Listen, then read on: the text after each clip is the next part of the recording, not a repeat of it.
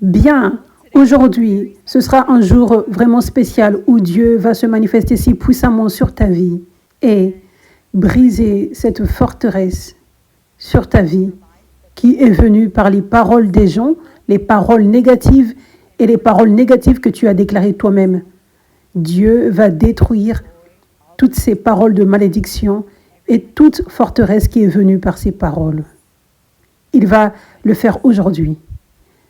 Donc, j'avais partagé avec vous dimanche dernier de préparer une liste des paroles négatives que les gens ont déclarées sur toi et des paroles négatives que tu as déclarées toi-même, parce qu'aujourd'hui, tu vas déchirer cette liste et la jeter et rejeter cela de ta vie. Et Dieu va venir te libérer. Alléluia. Est-ce que quelqu'un est prêt? Alléluia. Merci Jésus. Donc, le titre du message dimanche dernier et cette semaine, c'est plus fort que ton commencement ou plus fort que Genèse. Et pour résumer ce que j'avais partagé, ce que j'avais commencé à partager la semaine dernière, c'est que c'est quelque chose de prophétique que Dieu fait parce qu'il voit que tu en as besoin, tu as besoin de cette parole et tu as besoin de la liberté qui vient de cette parole dans ce domaine, dans différents domaines de ta vie où tu avais commencé fort, tu avais commencé avec beaucoup d'énergie et de zèle et de passion pour servir Dieu, ou peut-être que c'est dans un rêve qu'il t'a donné une carrière. Différents domaines dans la vie. Tu as commencé fort, mais tu as ralenti. Et dans certains cas, tu as complètement abandonné. Et tu te retrouvais plus faible qu'à ton commencement. Mais c'est la volonté de Dieu pour toi que tu ailles de gloire en gloire. Que tu commences fort et que tu deviennes plus fort et plus fort et plus fort et plus fort. Alléluia. Tu as le Saint-Esprit en toi qui te donne les habilités pour grandir dans la force, pour grandir dans l'énergie, pour garder l'énergie, de continuer d'avancer, de persévérer malgré les obstacles. Tu as le Saint-Esprit dans ta vie pour t'aider.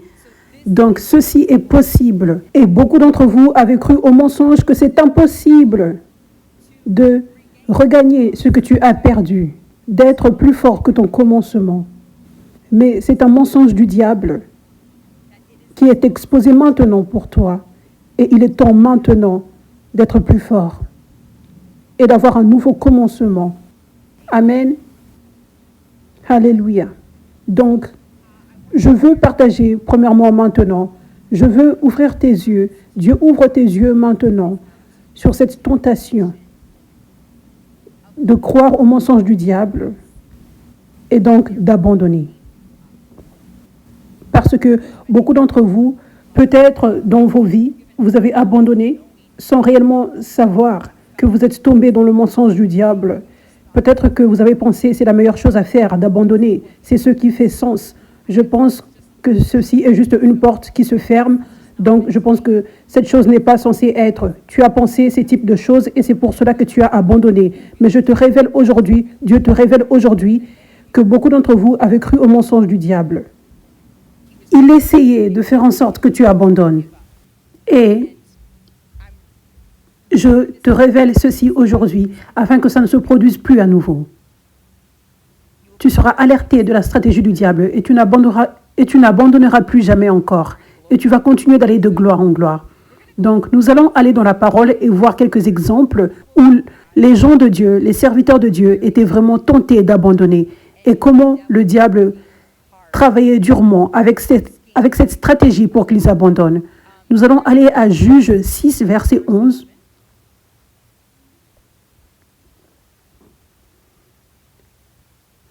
C'est l'histoire de Gédéon. Et dans cette histoire maintenant, à cause de ce que l'ennemi faisait à Gédéon, il était dans cette position où il voulait abandonner. Donc Dieu voulait l'encourager. Il voyait qu'il avait besoin de cet encouragement. Donc Dieu avait envoyé un ange pour l'encourager. Donc verset 11, ça dit, « Puis l'ange de l'Éternel vint et il s'assit sous le térébinthe d'Ophra qui appartenait à Joas, membre de la famille d'Abiézer. Son fils Gédéon battait du blé au pressoir. L'ange de l'Éternel lui apparut et lui dit, « L'Éternel est avec toi, vaillant héros. » Donc Dieu avait envoyé l'ange pour lui rappeler qui il était.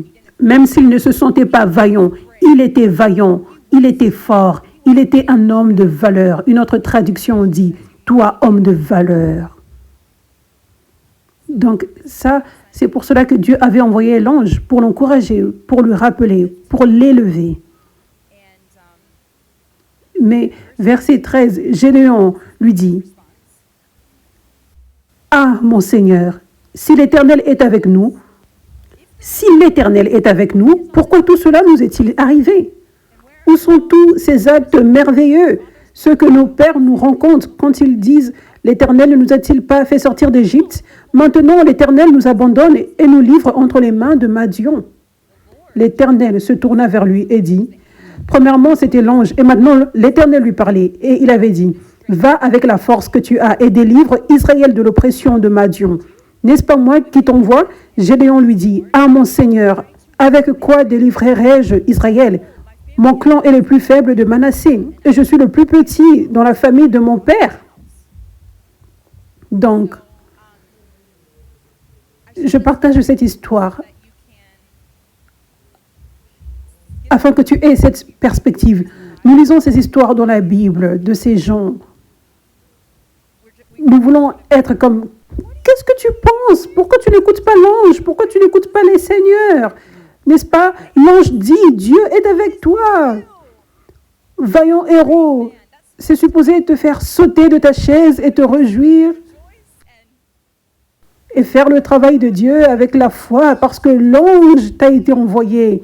Est-ce que tu peux imaginer voir un ange t'être envoyé et te dire « Le Seigneur est avec toi, vaillant héros » Cela ne te donnerait juste pas envie de servir Dieu comme jamais auparavant si un ange venait vers toi pour te dire cela? Cela ne te sortirait-il pas du trou dans lequel tu es? Ne sauterais-tu pas de joie? Et ne serais-tu pas rempli de plus de foi comme jamais auparavant? Mais ce n'est pas ce qui s'est produit. Ce n'est pas ce qui s'est produit. Il argumentait avec l'ange et avec Dieu. Oui, il argumentait. Il dit, si l'Éternel est avec nous, je ne pense pas qu'il soit réellement avec nous. Il ne croyait pas en l'ange. Où sont tous ces actes merveilleux? Ensuite, l'Éternel avait essayé de l'encourager encore et il avait dit, va avec la force que tu as et délivre Israël de l'oppression. N'est-ce pas moi qui t'envoie? L'Éternel dit cela. Ah, mon Seigneur, avec quoi délivrerai-je Israël? Donc, nous lisons la parole et nous sommes comme, Gédéon, qu'est-ce que tu fais? À quoi tu penses? Mais réellement, beaucoup de fois, nous sommes comme Gédéon. Peut-être que ce n'est pas un ange qui t'a été envoyé, peut-être que ce n'est pas l'Éternel qui nous parle audiblement, mais l'Éternel a été en train de te parler. L'Éternel a été en train de te donner des confirmations. Il a été en train de te parler par d'autres personnes. Donc, il n'y a aucune excuse. Il n'y a aucune excuse pour se plaindre et questionner Dieu alors qu'il apporte l'encouragement. Il est si bon d'apporter l'encouragement. Il est si bon d'apporter cette force pour t'élever dans l'esprit. Juste crois afin que tu sois élevé au lieu de combattre avec Dieu qui essaie de te lever. Il te lève et tu repousses sa main. Je partage cette écriture afin que tu te voies dans cette écriture, afin que tu voies comment tu as été un Gédéon avant et comment tu peux voir maintenant que c'est fou. Dieu est avec toi. Vaillant héros, vaillante héroïne. Dieu t'a envoyé. Il sera avec toi. Il va combattre tes combats pour toi. Il va faire l'impossible. Tu n'as pas encore vu les merveilles auxquelles tu t'attendais. Cela signifie que ça arrive, mais tu dois continuer d'avancer. Les merveilles que Dieu t'avait promises et que tu n'as pas encore vues, cela ne signifie pas que ça ne se produit pas, mais que ça ne s'est pas encore produit. Continue d'avancer pour voir les merveilles. Dieu bénit le travail de tes mains. Continue de travailler afin qu'il puisse bénir le travail de tes mains. Arrête d'attendre les bénédictions sans utiliser tes mains. Tu dois continuer d'avancer. Et ensuite, il y a un autre exemple, un exemple similaire d'un serviteur de Dieu qui abandonne et qui ne reçoit pas cet encouragement et cette aide que Dieu apporte. Et c'est l'histoire d'Élie. Nous allons aller à 1 Roi 19, verset 1. C'est un peu long, donc essaye de te focaliser pour que tu ne manques pas à ce que Dieu parle ici. Akab rapporta à Jézabel tout ce qu'avait fait Élie et la manière dont il avait tué par l'épée tous les prophètes. En passant, je vais sauter quelques écritures afin que nous ne lisions pas l'ensemble du chapitre, mais c'est 1 Roi 19. Nous allons commencer par le 1 et ensuite je vais passer quelques versets. Jézabel envoya alors un messager à Élie pour lui dire « Que les dieux me traitent avec la plus grande sévérité si demain, à la même heure, je ne te fais pas ce que tu leur as fait. » Voyant cela, Élie se leva et partit pour sauver sa vie.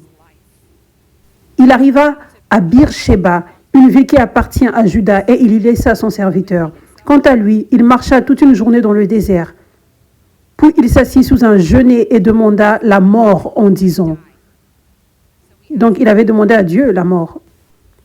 C'est assez maintenant, Éternel, prends-moi la vie, car je ne suis pas meilleur que mes ancêtres. Il se coucha et s'endormit sous un genêt. Et voici qu'un ange le toucha et lui dit, lève-toi et mange. Élie regarda et il vit à son chevet un gâteau cuit sur des pierres chauffées, ainsi qu'une cruche d'eau. Donc Dieu était si bon de voir qu'il avait besoin d'aide, de voir qu'il avait besoin de plus de force. Il avait besoin d'être élevé. Donc Dieu avait envoyé un ange. Et pas juste un ange, mais un ange avec de la nourriture céleste pour lui donner. C'était surnaturel, de la nourriture du ciel qui était donnée à Élie. C'est un grand encouragement, n'est-ce pas? Amen. Dieu est bon. Donc il y avait un gâteau et une cruche d'eau. Il mangea et but, puis se recoucha. L'ange de l'Éternel vint une deuxième fois, le toucha et dit, « Lève-toi et mange, car le chemin est trop long. » Il se leva, mangea et but. Puis, avec la force que lui donna cette nourriture, il marcha 40 jours et 40 nuits jusqu'à la montagne de Dieu, jusqu'à Horeb. Là, il entra dans la grotte et y passa la nuit. Or, la parole de l'Éternel lui fut adressée. « Que fais-tu ici, Élie ?» Il répondit, « J'ai déployé tout mon zèle pour l'Éternel, le Dieu de l'univers. En effet, les Israélites ont abandonné ton alliance. Ils ont démoli tes autels et ont tué tes prophètes par l'épée. Je suis resté, moi seul, et ils cherchent à m'enlever la vie. » L'Éternel lui dit, « Vas-y, poursuis ton chemin dans le désert jusqu'à Damas. Une fois arrivé là-bas, tu consacreras par onction Hazaël comme roi de Syrie. Tu consacreras aussi par onction Jehu, le petit-fils de Nimshi, comme roi d'Israël, et tu consacreras par onction Élisée, le fils de Shaphat, d'Abel-Mehola, comme prophète à ta place. Mais je vais laisser en Israël 7000 hommes. Ce sont tous ceux qui n'ont pas plié les genoux devant Baal et dont la bouche ne l'a pas embrassé. » Élie partit de là et trouva Élisée, le fils de Shaphat, en train de labourer. Élie s'approcha de lui et jeta son manteau sur lui. Donc, ici, nous voyons quelque chose de similaire, où Dieu voit que Élie avait besoin d'aide, de force. Il avait envoyé l'ange, il avait envoyé la nourriture venant du ciel. Et nous voyons Élie, ensuite, qui ne valorisait pas réellement et qui n'apprécie pas réellement cette aide. Nous le voyons se cacher dans une grotte. Nous le voyons se plaindre. « Je suis le seul prophète qui reste. » Donc, il portait cette mauvaise perspective parce que Dieu disait ensuite qu'il y avait beaucoup plus de prophètes, en réalité, qui ne s'étaient pas pliés devant Baal. Il y a beaucoup plus de prophètes, ce n'est pas juste toi. Mais l'ennemi était en train de parler. Il parlait ses mensonges stratégiquement pour qu'il abandonne. Donc ici, nous voyons Élie penser, je suis le seul qui reste et je n'ai pas beaucoup de chance, ils veulent me tuer. Donc je pense qu'il est temps que j'abandonne et que j'aille au ciel. C'était son attitude. Mais Dieu ne voulait pas que cela se produise. Dieu voulait toujours travailler au travers de lui. Dieu voulait toujours l'utiliser. il allait faire des miracles. Ça paraissait impossible qu'Élie ne tombe pas dans les griffes de Jézabel, mais Dieu allait faire l'impossible pour le protéger. C'est ce que Dieu voulait faire. Mais Élie était juste prêt à partir. Dieu essayait de l'encourager. Il essayait de lui dire la vérité, mais il ne voulait pas recevoir cette vérité, il ne voulait pas l'entendre. Donc, dans ta vie, Dieu veut t'aider et t'aider encore et t'aider encore. Il veut t'aider aujourd'hui et demain et le jour d'après et le jour d'après et le jour d'après et le jour d'après.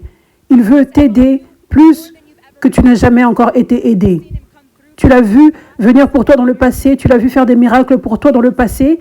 Il veut faire même de plus grands miracles encore pour toi. Je veux dire, peut-être que tu trouves de plus grands obstacles que tu n'avais jamais vus avant. Cela signifie que Dieu veut encore faire de plus grands miracles que tu n'as jamais vus. Plus grand le besoin, plus grand le miracle. Il n'y a pas de grandes affaires. Nous n'avons pas besoin de nous inquiéter sur les circonstances, les obstacles. Dieu est prêt à t'aider. Tu n'es pas laissé tout seul. Et quand ça paraît qu'il retarde, il essaye juste de renforcer ta foi. Ça ne signifie pas qu'il ne vient pas. Il arrive pour t'aider encore et encore et encore parce qu'il t'aime. Et il a de grands plans pour toi. Et tu es si précieux pour lui en tant que vase. Il a besoin de toi pour faire ce qu'il veut faire sur cette terre. Alléluia. Donc, tu dois te rappeler que Dieu veut t'aider. Beaucoup de personnes empêchent l'aide de Dieu parce que Dieu fait toutes choses avec une volonté libre. Je veux dire, sa puissance qui vient dans nos vies, le salut, la guérison, la liberté, tout cela vient alors que nous désirons Jésus, le Sauveur, notre Sauveur. Jésus, celui qui nous guérit, Jésus, celui qui nous délivre. Vous savez, il y a beaucoup de personnes qui ne désirent que Jésus, le Sauveur. Elles ne désirent pas Jésus, le guérisseur ou celui qui délivre, parce que ça nécessite de sortir de la zone de confort et quitter les églises tièdes. Et s'ouvrir aux attaques des pharisiens d'aujourd'hui, etc., etc. Donc, ces personnes se disent, je ne veux pas de l'aide de Jésus, celui qui guérit, je ne veux pas de l'aide de Jésus, celui qui délivre. Il y a des ministres de Dieu qui ne veulent pas de Jésus, celui qui guérit et qui délivre, pour qu'il les aide dans leur ministère. Parce qu'ils aiment leur méga church et ils savent qu'ils vont perdre beaucoup de personnes qui n'aiment pas le mouvement du Saint-Esprit s'ils désirent l'aide de Jésus, celui qui guérit et qui délivre. Ils aiment faire les choses de leur propre façon, avec le divertissement et le charisme, la façon chrétienne tiède. Ça construit de grandes églises avec beaucoup de supports qui viennent, avec beaucoup de connexions et de popularité. Donc, ils sont bien comme ça. Ils ne veulent pas de l'aide. C'est vraiment triste, n'est-ce pas? Bien, c'est un principe que je vous enseigne. Pour tout type d'aspect de Jésus, de sa puissance, de ses miracles dans ta vie, ça dépend de toi, de ton désir de Jésus, pour qu'il t'aide, pour qu'il relâche le miracle. Tu dois décider que tu es réellement un enfant de Dieu. Tu dois décider de croire en cette vérité que tu es enfant de Dieu, tu es choisi, tu es bien-aimé, tu es spécial, tu es digne, tu es précieux. Tu dois décider de rejeter ces mensonges du diable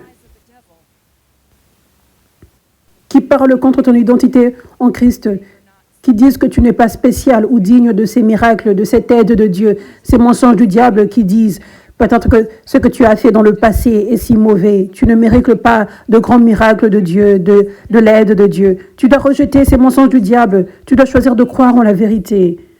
Tu dois choisir de croire en la vérité de ce qui se passe dans le monde spirituel. Ce sont des mensonges du diable. Je choisis de rejeter ces mensonges. Je choisis de croire en la vérité. Que Jésus est pour moi.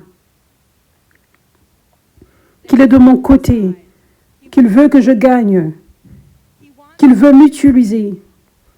Il veut m'aider. Il veut faire des miracles pour moi dans ma vie. Il veut bouger les montagnes.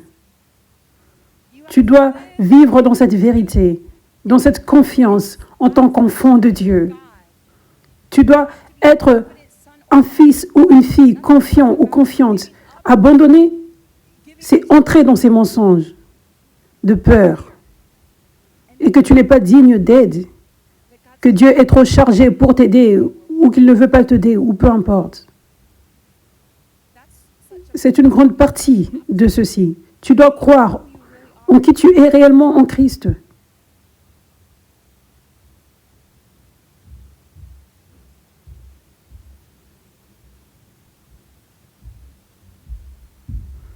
Tu dois stopper d'avoir de la pitié pour toi-même.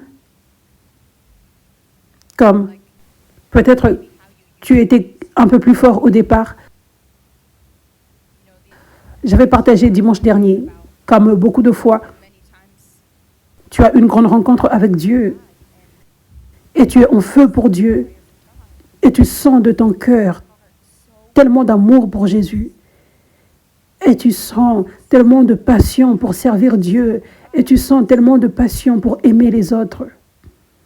Et ensuite, ce que se produit, c'est que les jours passent, les semaines passent, les mois passent et ça paraît comme si le stade de la lune de miel s'est arrêté. Comme dans le mariage, il y a un stade de la lune de miel où vous vous regardez, vous avez des papillons dans l'estomac. Mais il y a toujours de l'amour là. Mais il ne pourrait peut-être plus y avoir des papillons dans l'estomac, mais c'est toujours de l'amour. Amen. Mais c'est plus maintenant un choix, où avant ce n'était pas un choix, tu étais juste conduit par tes émotions. Quand tu t'es senti premièrement attiré à ton époux actuel ou ton épouse, au départ tu étais plus conduit par tes sentiments. Il n'y avait pas de choix. Je veux dire, tu ne pouvais pas l'aider. Tu sentais juste l'amour. Ce n'était pas un choix d'aimer. Mais alors que le temps passe, ça devient plus un choix d'aimer. Mais ça ne rend pas l'amour moins réel. En réalité, ça rend l'amour encore plus réel. Parce que les sentiments ne sont pas la vérité. Je veux dire, le diable peut influencer les sentiments plusieurs fois. Donc, nous ne pouvons pas être conduits par nos sentiments. La vérité, c'est la parole de Dieu. La vérité, c'est ce que Dieu dit à propos de toi et ton futur. Et beaucoup de fois, tu ne vas pas sentir la parole de Dieu, la vérité de la parole dans ta vie. La parole de Dieu dit comment tu es bien aimé par Dieu. Peut-être des fois, tu ne te sens pas juste comme ça. Ça ne signifie pas que ce n'est pas la vérité. Tes sentiments sont ce qui ne va pas.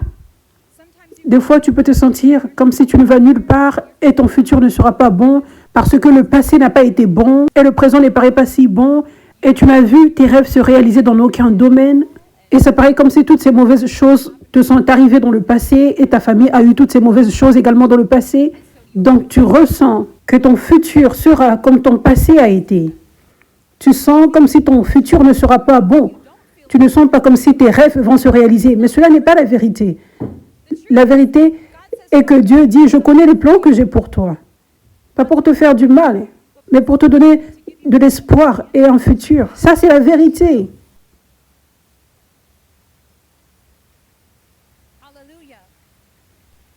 Et beaucoup de fois, tu penses que Dieu te condamne. Tu sens la condamnation. Mais en réalité, c'est le diable qui te condamne. La Bible dit, il n'y a aucune condamnation pour ceux qui sont en Jésus-Christ. Cela signifie, tu as donné ta vie à Jésus et tu es abandonné à Jésus. Donc, si tu es abandonné à Jésus, cela signifie que Jésus ne te condamne pas. Il apporte de la conviction avec amour, mais il ne te condamne pas. Il ne te donne pas de la honte. Donc, beaucoup de fois, tu sens Dieu te condamne. Tu sens que Dieu t'envoie de la honte. Mais cela n'est pas la vérité. La vérité, c'est la parole de Dieu. Amen. Alléluia. Donc, vous savez, quand tu as cette première rencontre avec Jésus et tu es si en feu et tu sens l'amour pour Jésus, et ensuite, ce qui se produit, c'est que le temps peut passer et tu ne sens plus autant les papillons, mais tu veux toujours servir Dieu, peu importe. Tu veux toujours lui plaire. peu importe. Tu veux toujours être abandonné à lui. Cela signifie que tu es toujours autant en amour avec lui maintenant que lorsque tu avais eu le sentiment de papillon dans le ventre. Est-ce que cela fait sens? C'est à propos de ce que tu décides de faire dans ton cœur, l'engagement, l'accord. Comme un mari ou une femme qui est tenté de faire quelque chose qui va déplaire à l'autre, mais il ou elle choisit de ne pas le faire. Ça, c'est l'amour. Mais il ou elle pourrait se condamner d'avoir même senti la tentation. Mais ça, c'est un mensonge. Il ou elle pourrait se condamner pensant qu'il n'aime pas autant l'autre à cause de cette tentation de faire quelque chose qui va déplaire à l'autre. Mais c'est à propos d'un choix. Ça, c'est la vérité. Faire ce choix de résister à cette tentation et faire ce choix de toujours servir l'autre et d'aimer l'autre et de plaire à l'autre, ça c'est le vrai amour. Amen. Nous sommes dans une bataille spirituelle. Le diable va envoyer des mensonges, il va envoyer des tentations. Donc, nous devons nous libérer de penser que nous allons toujours nous sentir parfaits. Nous n'allons pas nous sentir comme ça. Nous vivons dans ce monde. Nous sommes dans une bataille spirituelle. Alors, nous n'aurons pas les sentiments naturels de paix, de joie, d'amour et toutes choses. Ça n'a pas d'importance. Ce n'est pas à propos des sentiments. Alléluia, amen.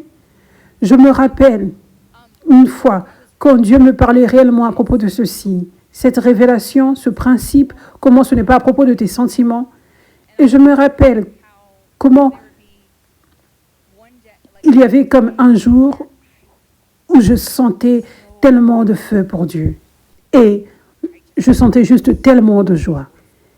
Et je sentais tellement de joie que j'aimais encore plus les gens.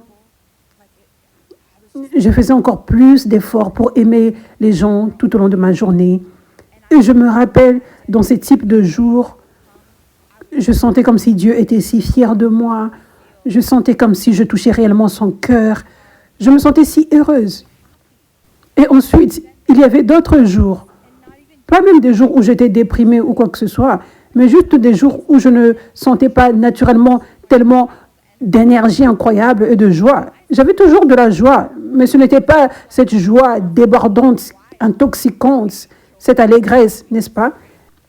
Mais j'aimais toujours les gens, mais ce n'était pas autant ce débordement, faire l'extrême pour aimer les gens. Et en ces jours, je me rabaissais. Je sentais comme si Dieu me condamnait. Je sentais comme si je n'aimais pas assez Dieu et tout cela. Et une fois, Dieu m'avait parlé et il m'avait dit, qui tu es dans ton meilleur jour est le vrai toi.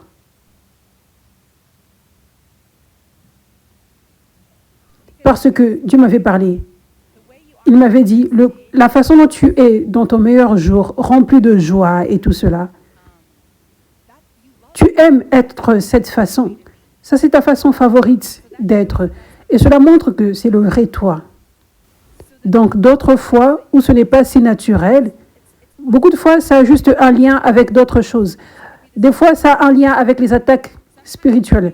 Des fois, c'est juste que tu n'as pas eu beaucoup de sommeil. Ce n'était même pas de ta faute, par exemple. Deux fois, c'est juste dans ta tête, parce que tu ne ressens pas les sentiments, mais tu es toujours en mesure de faire tout ce que je veux que tu fasses. Vous savez la différence entre comme faire le choix d'aimer quelqu'un quand tu te sens réellement fatigué. Donc peut-être que tu ne te sens pas si excité de servir, tu ne te sens pas si excité de sourire, de passer des heures à parler, peu importe ce que Dieu te demande de faire pour aimer quelqu'un. Peut-être que ça paraît plus comme un sacrifice. Et tu pourrais te rabaisser comme « Oh, je ne suis pas assez aimant parce que dans mon cœur, je ne veux pas être ici, je suis fatigué. » Mais dans d'autres jours, quand tu as beaucoup d'énergie, tu es rempli d'amour, tu pourrais rester assis à écouter la personne parler pendant des heures. Tu es heureux à servir, tu siffles en travaillant, vous savez. Mais dans les jours où tu es fatigué, tu fais toujours le choix d'aimer. Donc, c'est la même chose. Dieu compte cela comme la même chose. C'est un choix d'aimer. Ça, c'est l'obéissance. Ça, c'est ce qui a de l'importance. Amen. Alléluia. Alléluia. Louez Dieu.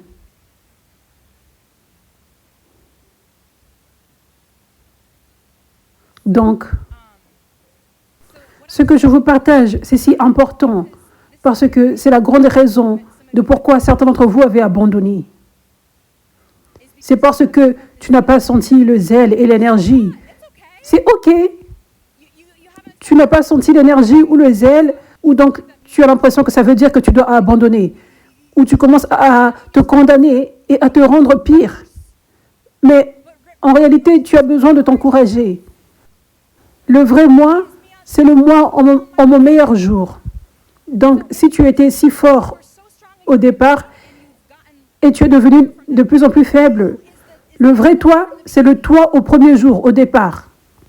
Ça, c'est le vrai toi. Donc, tu n'es pas le vrai toi maintenant. Tu ne vis pas dans la vérité maintenant. Tout ce que tu dois faire, c'est de décider, de faire le choix, de commencer à vivre dans la vérité. Et tu pourras retourner au vrai toi, au meilleur toi. Oui, le vrai toi est esprit. Dieu souffle sa vie en toi. Quand tu donnes ta vie à Jésus, tu deviens né de nouveau. Ton esprit prend vie. Donc le vrai toi est esprit. Quand tu meurs, ton esprit va au ciel. C'est pour cela que je dis c'est le vrai toi. Le vrai toi, ce n'est pas ton corps. Ton corps, notre peau, nos os, tout cela, c'est comme une tente. C'est temporaire. Tu vis dans ta maison, mais ta maison n'est pas toi. N'est-ce pas? Ta maison, c'est juste où tu habites. Donc ça, c'est pour cela que je dis ton esprit est le vrai toi.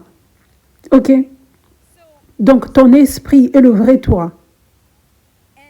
Et ton esprit. OK, quand ça en vient à la vie, tout d'un coup, quand tu donnes ta vie à Jésus, tu as un désir de lire la parole de Dieu, tout d'un coup. Tu as un désir d'aller à l'église, tout d'un coup. Tu as le désir de parler de Jésus, de parler à Jésus. Tu as le désir de partager à d'autres à propos de Jésus. Tu as le désir de t'abandonner à Jésus et être dans sa volonté. Venant de nulle part, cela vient quand tu es né de nouveau. C'est parce que tu deviens né de nouveau, tu deviens une nouvelle créature. Tu es esprit, un être esprit maintenant, qui est un avec le Saint-Esprit. Donc ton esprit veut faire ces choses, veut plaire à Dieu. Mais ton esprit a une âme. Ça concerne ton cerveau, ta volonté, tes émotions. L'esprit n'est pas influencé par le diable. Les démons ne peuvent pas être avec l'esprit dans l'esprit. Mais le diable peut influencer l'âme, le cerveau, la volonté, les émotions. La Bible dit « Rends toute pensée prisonnière à Christ ». Cela signifie les pensées que le diable apporte dans ta tête. Rends-les prisonnières. Cela signifie que le diable peut venir dans la tête. Ça, ce n'est pas l'esprit, ça, c'est la zone de l'âme. Et des fois, les gens ont un mari de nuit ou une femme de nuit. Ils vont dormir et ils ont des rêves de quelqu'un qui couche avec eux, qui les touche. Ils se réveillent et se sentent même touchés sexuellement. C'est un démon qui est dans la zone de l'âme et qui influence les sentiments. Et c'est en fait un démon qui fait ces choses. Donc, c'est un exemple d'où les oppressions démoniaques sont. C'est dans l'âme, dans le corps, pas dans l'esprit. C'est le diable qui influence. Donc, des fois, le diable vient, il habite à l'intérieur de l'âme, au niveau du corps. Et ensuite, quand tu es libéré, ou si tu as toujours été libre, tu n'as jamais eu des oppressions démoniaques, toujours, le diable peut apporter des pensées pour t'influencer dans ta tête. Ce ne sont pas des démons qui habitent, qui restent dans la tête, mais le diable peut apporter des pensées. Et ensuite, donc ça c'est ton âme, et tu peux sentir si fortement Je veux boire, je veux prendre la drogue, je veux coucher, je veux être une star parce que j'aime le succès et l'argent et tout cela. Ça, c'est l'ennemi qui influence ton âme. Et tu sens fortement ces choses. Tu sens fortement la jalousie envers quelqu'un. Ça, c'est l'ennemi qui influence ton âme. Et ensuite, tu vis dans un corps physique. Donc, nous devons prendre la décision que l'Esprit va conduire. L'Esprit va suivre le Saint-Esprit. En termes de notre corps, l'Esprit doit conduire. Le Saint-Esprit est le leader de notre être en entier. Mais dans nos trois parties, l'Esprit est un avec le Saint-Esprit. Donc, l'Esprit doit conduire l'âme et le corps. Alors que l'Esprit lui-même suit le Saint-Esprit. Rappelez-vous, l'Esprit, c'est le vrai toi. Donc, alors que tu suis le Saint-Esprit, ton âme et ton corps doivent suivre. Donc, c'est là que ce choix vient dont je vous parle. Donc, quand tu donnes premièrement ta vie à Jésus, tu as ce désir. Je veux lire la parole, je veux aller à l'église, je veux plaire à Dieu, je veux passer du temps avec Dieu. Tu n'avais jamais eu ces désirs avant, maintenant tu as ces désirs. Ça, c'est l'Esprit. Ça, c'est le vrai toi. Mais ensuite, au même moment, tu as ces pensées, tu as ces désirs, mais tout d'un coup, tu as d'autres désirs de ton passé. Je veux aller en boîte de nuit, je veux coucher, je veux prendre la drogue, je veux faire du commérage, je veux mentir. Je n'ai pas envie d'aller à l'église, je veux rester dormir. Je me sens fatigué et paresseux, vous savez. Je veux rester sur les réseaux sociaux ou faire du shopping ou quoi que ce soit. Tu as ces deux éléments. Donc, ce qui se passe, c'est que le vrai toi contre l'ancien toi qui est mort. L'ancien toi qui est mort. Mais le diable veut essayer de ramener l'ancien toi qui est mort. C'est ce qui se passe. C'est une bataille. C'est le diable qui ramène l'ancien toi contre le vrai toi. Le nouveau toi est le vrai toi. Donc, quand tu donnes premièrement ta vie à Jésus, c'est comme ça que ça devrait être. C'est ce que j'enseigne, un tout nouveau croyant. C'est ce que tu devrais enseigner aux enfants. Beaucoup ne savent pas ceci dans l'Église. Ils ont tellement lutté. Ils ne savent pas que c'est un choix. Ils ne savent pas ce qui se passe dans le monde spirituel.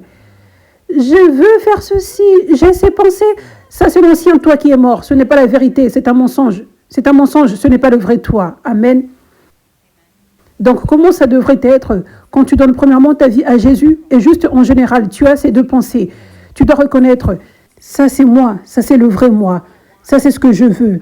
Je veux ces choses plus que ces choses. Je veux plaire à Dieu au lieu d'avoir les anciennes pensées et désirs. Même si ça paraît plus puissant des fois, les pensées et les émotions du mensonge du diable, du pensée, paraissent plus forts. Cela ne signifie pas que c'est la vérité. Ça signifie juste que la bataille est réelle et tu dois aller plus dans l'esprit et combattre le bon combat de la foi. Et chercher Dieu comme jamais auparavant pour qu'il t'aide, afin qu'il te rende plus fort dans l'esprit, afin que tu résistes à ta chair, que tu dénigres ta chair. Alléluia. Donc, quand tu donnes premièrement ta vie à Jésus et tu as cette bataille dans les pensées et dans tes émotions et à n'importe quel moment dans ta marche avec Christ, des décennies plus tard, tu as ces pensées qui rentrent en confrontation et ces émotions. Ce que tu es supposé faire, c'est dire, ça c'est le vrai moi. Les pensées et les émotions qui s'alignent avec la parole de Dieu, sa vérité, ça c'est le vrai moi. Donc ces choses ont plus de pouvoir. Ces pensées et émotions ont plus de pouvoir. Ça c'est la vérité. Je peux choisir d'aller de cette façon. Je n'ai pas besoin de retourner dans les pensées et émotions de l'ancien moi. Ça, ce n'est pas moi. Je ne choisis pas de faire ces choses. Je choisis de faire ces choses. Je choisis de servir Dieu, de suivre Dieu, de servir Dieu, de plaire à Dieu, de m'abandonner à Dieu. Donc, c'est constamment un choix. Alléluia.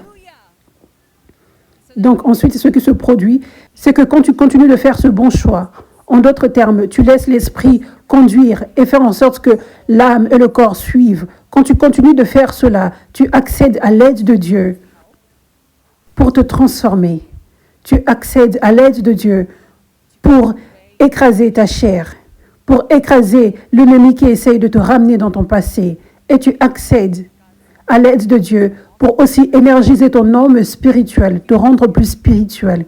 Et quand cela se produit, c'est toi qui es transformé plus en l'image de Dieu. Et quand cela se produit, ton âme et ton corps commencent à s'accorder. Donc, au départ, peut-être tu avais un petit désir de lire la parole de Dieu, de plaire à Dieu, d'être dans sa volonté, de venir à l'église. Maintenant, c'est devenu plus fort. Et éventuellement, ça devient tellement plus fort que ces autres pensées et émotions de l'ancien toi.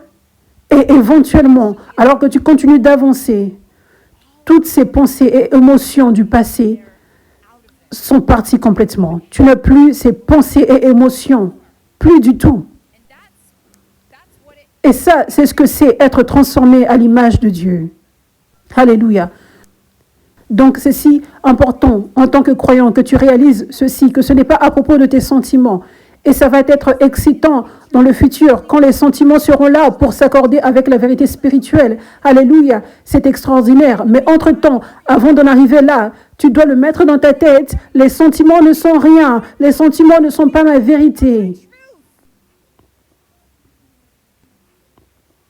Alléluia.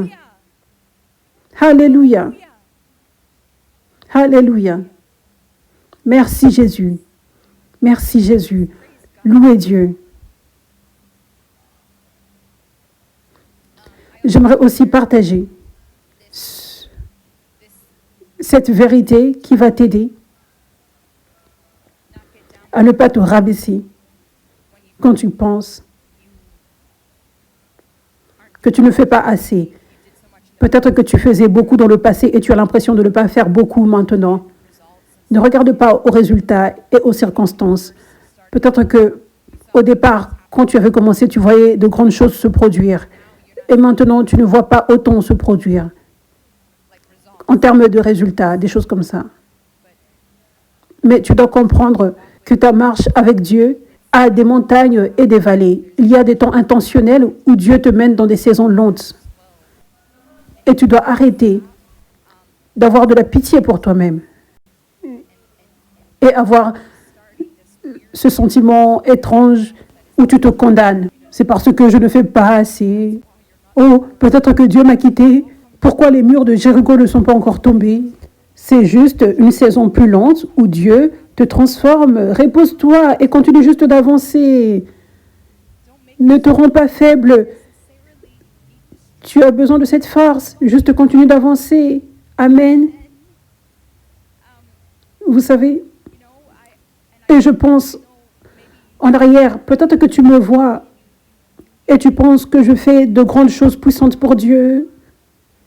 Peut-être tu te compares à moi et tu as l'impression que tu ne fais pas assez et tu te rabaisses ou quoi que ce soit. Mais j'aimerais te partager que c'était 4 ans et demi où j'allais dans les services d'église, où on avait environ 10 personnes, et des fois c'était 5, des fois 2. Nous étions descendus de 20 à 2 personnes en quelques années, pendant 3 ans et demi. Et je n'allais pas en live tout le temps comme je le fais maintenant, je ne voyageais pas du tout. C'était juste les services du dimanche dans lesquels je servais. Et ça n'a été qu'il y a 3 ans que les démons manifestaient et quittaient les gens.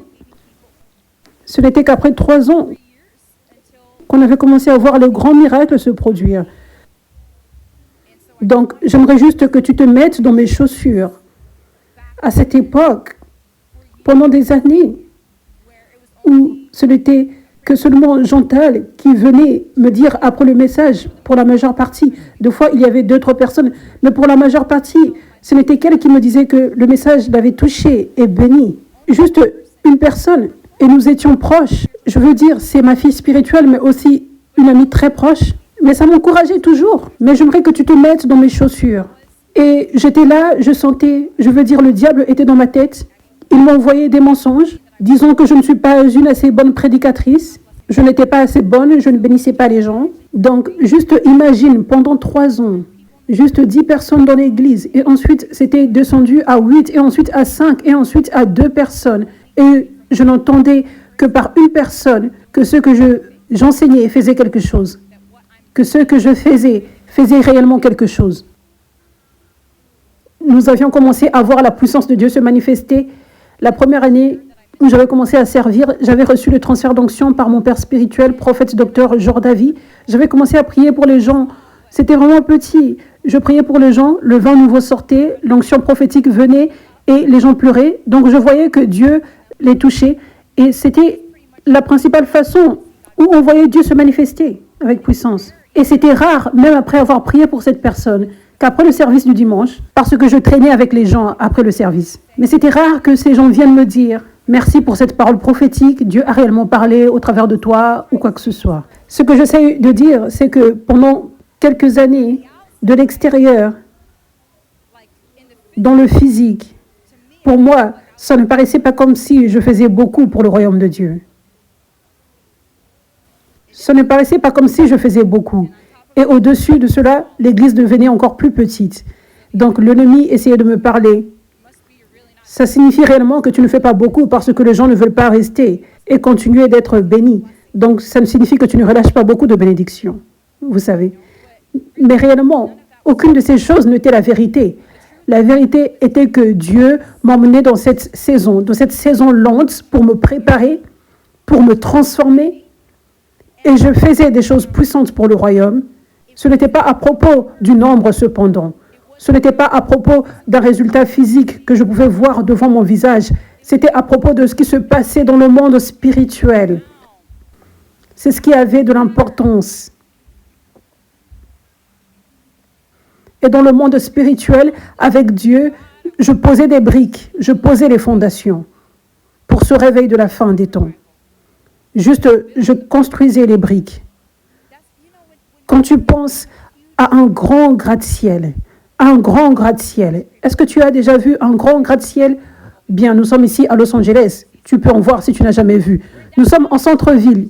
Il y en a quelques-uns à côté.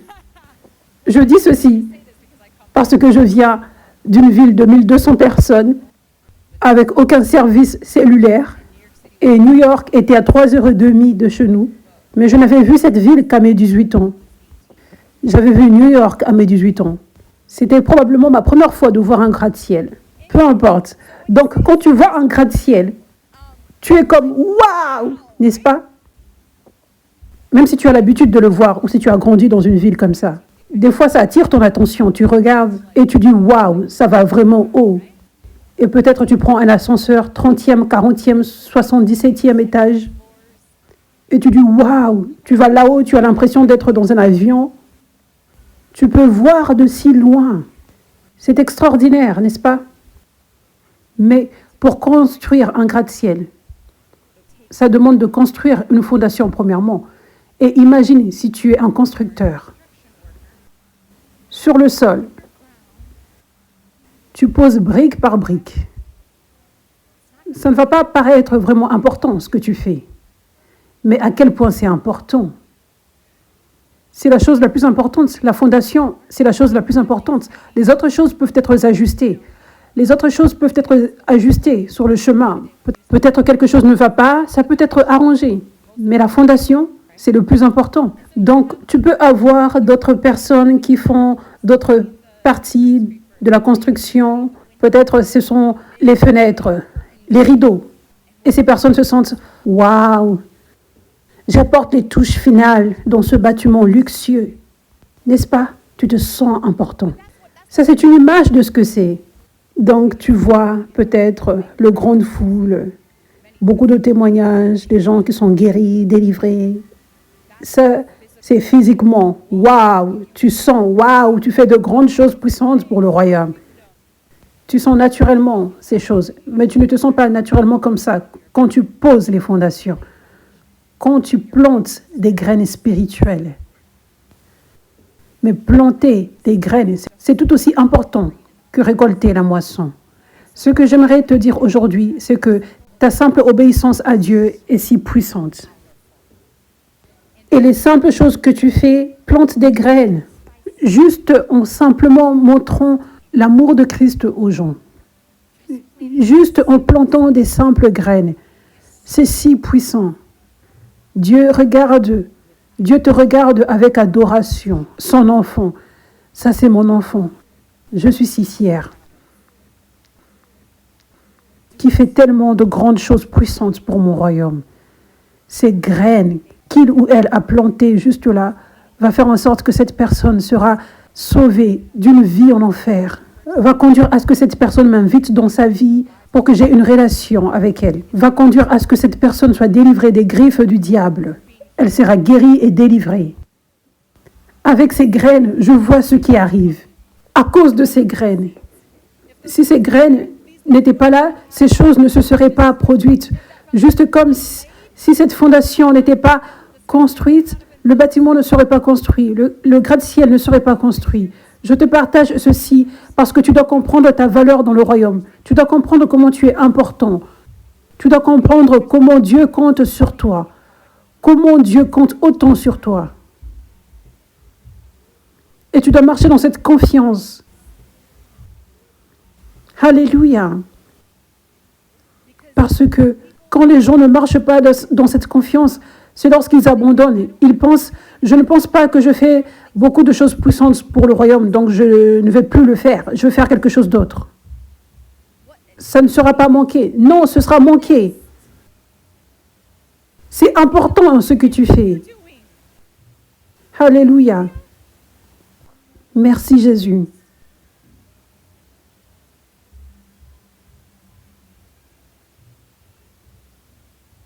Maintenant, j'ai beaucoup partagé cette histoire à propos d'Élisée parce que c'est un principe important de comment Dieu relâche le transfert d'onction. Le principe de fille ou fils spirituel et de père ou mère spirituelle. L'histoire d'Élie et d'Élisée. Donc, j'ai beaucoup lu cette écriture à propos d'Élisée, beaucoup de fois, à 5F Church, à propos d'Élisée, comment Élisée était choisi pour être un fils spirituel d'Élie et avait reçu le manteau d'Élie. Et Élisée avait continué le travail qu'Élie avait commencé. Il avait reçu son manteau et il faisait les mêmes miracles qu'Élie faisait. Élisée les avait faits. Donc, ce que nous avions tout juste lu, l'écriture que nous avions lue à propos d'Élie, c'est l'écriture juste avant qu'Élisée ne devienne son enfant spirituel et le suive. Donc, le contexte d'Élisée qui entrait en scène était qu'Élie avait choisi d'abandonner.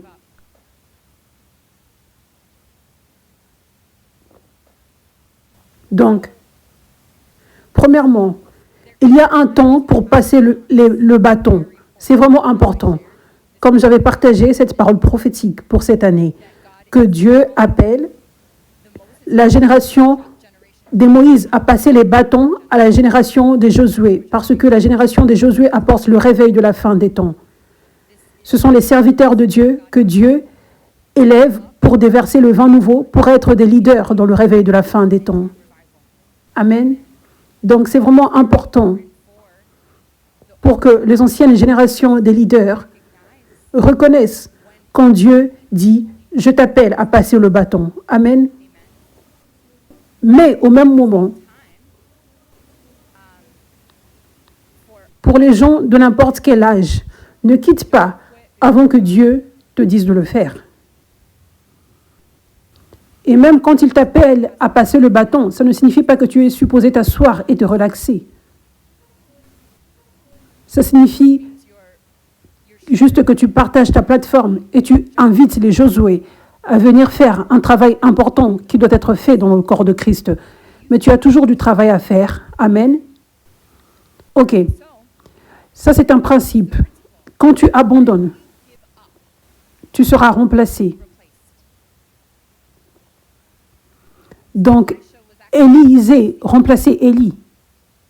Mais Élisée serait peut-être venu plus tard pour recevoir le manteau si Élie n'avait pas abandonné. À cette époque, ça aurait pu être plus tard la venue d'Élisée pour que le bâton soit passé. Mais Élie avait abandonné. Et il avait pris cette décision. Donc, quand tu prends cette décision, Dieu ne force pas la volonté. Il t'offre de l'aide, mais tu dois prendre la décision. Donc, quand tu as décidé, OK, on ne peut plus rien faire, maintenant tu seras remplacé.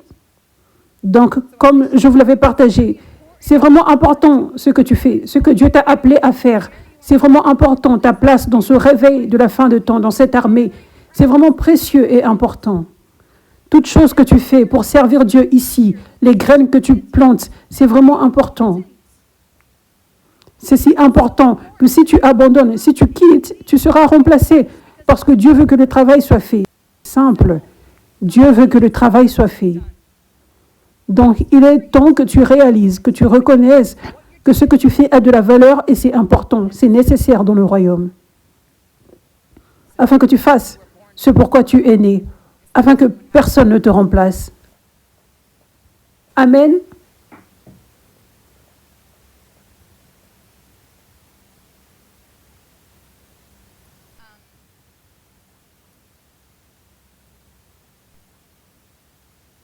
Ceux d'entre vous, vous savez, ça résonne en toi, ce que je dis à propos de comment tu avais commencé fort et tu te retrouves affaibli au milieu du chemin. J'aimerais t'encourager maintenant à te rappeler où tu avais commencé d'une bonne façon. Ne te rappelle pas d'où tu avais commencé d'une façon qui te culpabilise, qui te fait sentir mal. Tu n'es plus autant pointu que tu l'étais avant. Non, non, parce que Dieu ne condamne jamais. Si c'est le cas pour toi, Dieu ne te condamne pas. Ça, c'est le diable. Mais Dieu t'apporte la conviction. Dieu veut que tu te rappelles d'où tu avais commencé, afin que tu aies la conviction. Je dois me repentir. J'ai oublié la vérité. J'ai cru au mensonge du diable. Je dois être là où j'en étais au départ et aller de gloire en gloire et servir Dieu avec tout mon cœur à nouveau. Et aussi, rappelle-toi où tu étais au départ, où tu avais commencé pour que ça t'inspire. Rappelle-toi, j'avais dit, le vrai toi, c'est le meilleur toi, c'est toi en ton meilleur jour. Donc ça devrait t'inspirer. C'est un mensonge du diable de penser comme si tu étais plus fort, plus pointu à l'époque, tu ne peux plus y retourner. Non, ça c'est le vrai toi, c'est le vrai toi. Tu peux être de cette façon maintenant, encore, et continuer d'être de cette façon tous les jours. Laisse cela t'inspirer. Rappelle-toi, c'est le vrai toi. Celui qui est en feu pour Jésus et qui aime Jésus, avec de la passion pour son peuple, de la passion pour servir Dieu et servir son peuple. Ça, c'est le vrai toi. C'est un choix. Ça, c'est le vrai toi. Renouvelle tes pensées. Parle à ton âme, afin que tu sois renforcé, afin que ton âme et ton corps suivent ton esprit. Alléluia. Alléluia.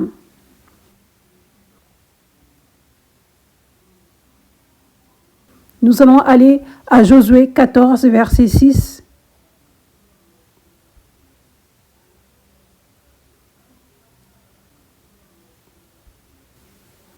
Les Judéens s'approchèrent de Josué à Gilgal. Caleb, fils de Jephuné, le Kénizien, lui dit, « Tu sais ce que l'Éternel a déclaré à Moïse, homme de Dieu, à mon sujet et au tien à Kadès-Barnéa. J'étais âgé de 40 ans lorsque Moïse, le serviteur de l'Éternel, m'a envoyé de Kadès-Barnéa explorer le pays, et c'est avec un cœur droit que je lui ai fait mon rapport. Mes frères qui étaient montés avec moi ont découragé le peuple, mais moi j'ai suivi pleinement la voie de l'Éternel, mon Dieu. Et ce jour-là, Moïse a juré, « Le pays que ton pied a foulé sera ton héritage et celui de tes descendants pour toujours, parce que tu as pleinement suivi la voie de l'Éternel, mon Dieu. Maintenant, voici que l'Éternel m'a fait vivre. » C'est Caleb qui parle. Il m'a fait vivre comme il l'a dit. Il y a 45 ans que l'Éternel a dit cela à Moïse, à l'époque où Israël marchait dans le désert. Et je suis aujourd'hui âgé de 85 ans. Je suis encore aussi robuste que le jour où Moïse m'a confié cette mission. Alléluia! J'ai autant de force que j'en avais alors qu'il s'agisse de combattre ou de partir en campagne et en revenir. Donne-moi donc la région montagneuse dont l'Éternel a parlé à cette époque-là. Qu'est-ce que ça nous enseigne? Qu'est-ce qu'est la révélation par ceci? L'âge n'a pas d'importance. Aussi longtemps que tu vis, tu peux toujours faire toutes choses au travers de Christ. Dieu peut faire tout type de miracle au travers de toi. Dieu peut t'équiper pour faire n'importe quelle chose, aussi longtemps que tu vis. Donc, vous, à n'importe quel âge, ne regarde pas à ton âge pour dire « il est temps que j'abandonne ». Ce n'est pas une excuse. Non, regarde l'exemple dans la parole ici. Dans l'esprit, tu es toujours autant fort.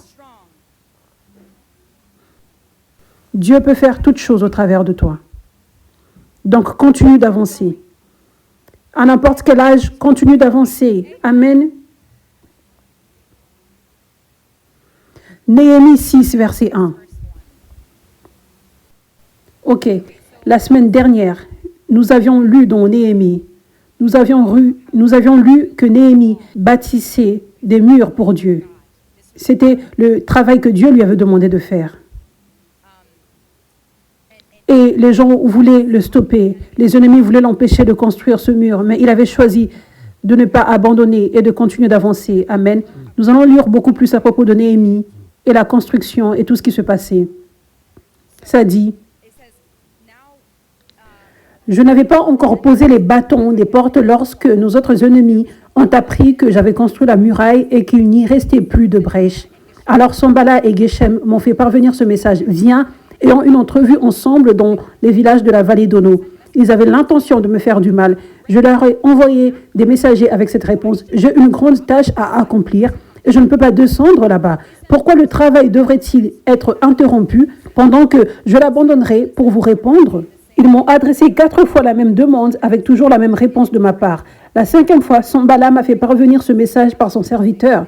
Celui-ci tenait une lettre ouverte où il était écrit « On raconte parmi les nations, et Geshem l'affirme que les Juifs et toi, vous avez l'intention de vous révolter et que c'est la raison pour laquelle tu construis la muraille. D'après ces rumeurs, tu vas devenir leur roi et tu as même établi des prophètes pour te proclamer roi de Juda à Jérusalem. Maintenant, le roi va avoir connaissance de ces rumeurs. Viens donc et tenons conseil ensemble. J'ai fait répondre à Sanballat. Il n'y a rien de vrai dans ces rumeurs dont tu parles. C'est toi qui les inventes de toutes pièces. Tous ces gens voulaient nous effrayer. Ils disaient, ils baisseront les bras et le travail ne se fera pas. Maintenant, mon Dieu, fortifie-moi. Pour ma part, je me suis rendu à la maison de chez Maéja, fils de Délaja et petit-fils de Méhétabil. Il s'était enfermé chez lui et a dit, allons ensemble dans la maison de Dieu, à l'intérieur du sanctuaire et fermons les portes derrière nous, car on va venir pour te tuer et c'est pendant la nuit qu'on viendra pour cela. J'ai répondu, un gouverneur comme moi prendre la fuite? Du reste, comment un laïc tel que moi pourrait-il entrer dans le sanctuaire et rester en vie? Je n'y entrerai pas. J'ai discerné par là que ce n'était pas Dieu qui l'avait envoyé, mais qu'il prononçait cette prophétie sur moi parce que Sanballat et Tobija l'avaient soudoyé. Par son intermédiaire, ils espéraient me faire peur pour que je suive son conseil et commette ainsi un péché. Cela leur aurait permis de salir ma réputation et de m'enlever tout crédit. Mon Dieu, souviens-toi de Tobija et de Sanballat en les traitant conformément à leur façon d'agir. Souviens-toi aussi de la prophétesse Noadia et des autres prophètes qui cherchaient à m'effrayer. Donc nous avons ces gens qui prophétisent faussement sans être envoyés par Dieu, avec le but de faire en sorte que Néhémie stoppe de faire le travail de Dieu. Et je vous partage ceci aujourd'hui parce qu'il n'y a rien de nouveau sous le soleil. Ces stratégies du diable à l'époque se produisent aujourd'hui. Ils avaient même embauché une prophétesse qui n'était pas envoyée par Dieu, mais qui s'appelait prophétesse. Ils avaient embauché quelqu'un pour prophétiser faussement, dans le but d'apporter de fausses accusations vis-à-vis de Néhémie, pour stopper Néhémie, pour l'empêcher de faire ce que Dieu lui avait demandé de faire. C'est la vraie vie. C'est la vraie vie. Une histoire de la Bible. Une histoire qu'on ne lit pas souvent. Mais nous devons savoir ceci. Nous devons savoir ce qui se produit dans l'esprit, les stratégies du diable. Ces stratégies du diable se produisent aujourd'hui. Ces mêmes stratégies du diable se sont produites dans ma vie et dans beaucoup de vos vies. Les gens envoyés en mission pour parler négativement à propos de toi, des mensonges à propos de toi, parler de fausses accusations à propos de toi, dans le but de te stopper. Stopper ce que Dieu t'a demandé de faire. C'est l'ennemi derrière. Parce que ta lumière est précieuse. Parce que tu es puissant pour le royaume. Et le diable est terrifié de toi. Donc, ces choses qui s'étaient produites ne s'étaient pas produites par accident, par coïncidence. Ces paroles que les gens ont déclarées sur ta vie, c'est spirituel. Donc, dans un moment, nous allons avoir un temps puissant pour rejeter ces paroles. Et tu vas être libéré de la puissance de toutes ces paroles négatives. Parce que ces paroles ont de la puissance, le pouvoir de la vie et de la mort est dans la langue. Donc, il y a de la puissance avec les paroles négatives. Quand on ne les rejette pas, tu dois les rejeter. Si tu laisses ces paroles rester là, sans les rejeter, elles restent là. Elles ont de la puissance. Donc, vous avez tous des tableaux dans vos vies. Des gens qui disent de bonnes choses, de bonnes paroles, et ça a construit un tableau. Les gens qui disent de mauvaises choses à propos de toi, ça forme aussi un tableau, qui ont une puissance. Tes yeux regardent ce tableau. Donc, nous allons détruire dans l'esprit ces mauvais tableaux. Nous allons les abattre. Alléluia.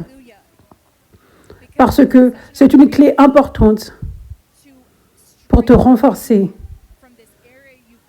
dans ces zones où tu étais dans le blocage, dans l'abandon, dans le ralentissement. C'est une grande clé. C'est de détruire ces paroles négatives dans le monde spirituel.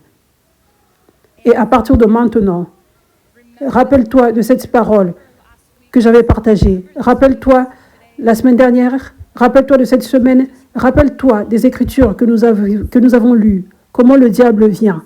Ne sois pas surpris quand les gens essayent de déclarer des paroles négatives à propos de toi, à propos des serviteurs de Dieu. Les gens sont même embauchés pour parler de la part de Dieu sans être envoyés par Dieu. Des paroles négatives, fausses. Plus tu es puissant en Christ, plus le diable viendra avec ses stratégies sournoises et maléfiques. Mais il n'a aucun pouvoir sur toi. Aussi longtemps que tu restes abandonné à Dieu, que tu restes dans l'esprit, que tu rejettes tous ces mensonges et que tu reçois la force et l'aide de la part de Dieu pour rester fort et continuer d'avancer. Et continuer d'avancer dans la victoire avec Jésus. Alléluia. Alléluia. Alléluia. Merci Jésus. Merci Jésus. Donc, en un moment, nous allons déchirer ce papier où tu as écrit ces paroles et tu vas les rejeter. Mais avant de faire cela, nous allons donner une offrande à Dieu.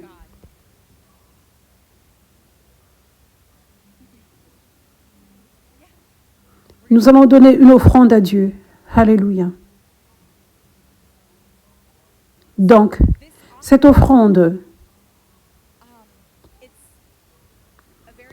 est une offrande vraiment importante parce que cette offrande est une offrande prophétique maintenant. C'est une direction prophétique de la part de Dieu de donner une offrande.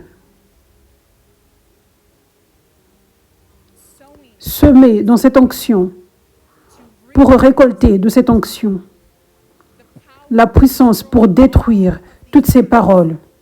C'est une offrande de remerciement envers Dieu, en le remerciant pour cette délivrance sur ces paroles négatives, cette délivrance qu'il est sur le point de faire maintenant. Alléluia. Donc je t'encourage à prendre cette offrande au sérieux, à prendre cette offrande de remerciement envers Dieu sérieusement, sachant la puissance de ce qu'il est sur le point de faire, que ça mérite un sacrifice de remerciement pour la puissance de ce qu'il est en train de faire, la liberté qu'il est sur le point d'apporter. Amen. Donc, si tu veux donner en ligne, nous avons un QR code. Tu peux aller sur 5fchurch.org/give Vous qui regardez en ligne, vous pouvez donner comme ça.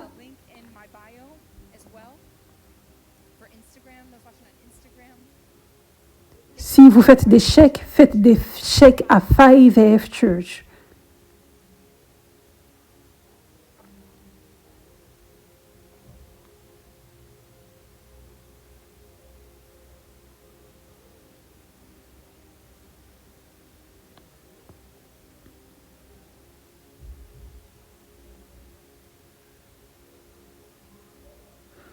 Et si tu peux lever ton offrande ou ton téléphone, si tu donnes en ligne.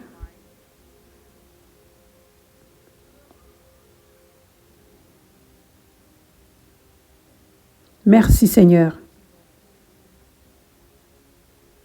Je déclare sur cette offrande que la puissance de cette onction ici vienne sur ta vie pour apporter la protection sur toi. La protection sur toute stratégie du diable pour essayer de te tirer en arrière. Parce que Dieu te délivre aujourd'hui de ton passé. Il fait de toi une nouvelle créature. Et Dieu veut que tu ailles de gloire en gloire à partir de maintenant. Donc je déclare que la puissance de Dieu vienne dans ta vie pour t'aider, pour te renforcer et pour essuyer toutes ces paroles négatives qui te retiennent en arrière au nom de Jésus. Je relâche cette onction sur tous les besoins dans ta vie, sur tous les besoins financiers, que les portes s'ouvrent, que l'abondance soit ta portion au nom de Jésus. Amen.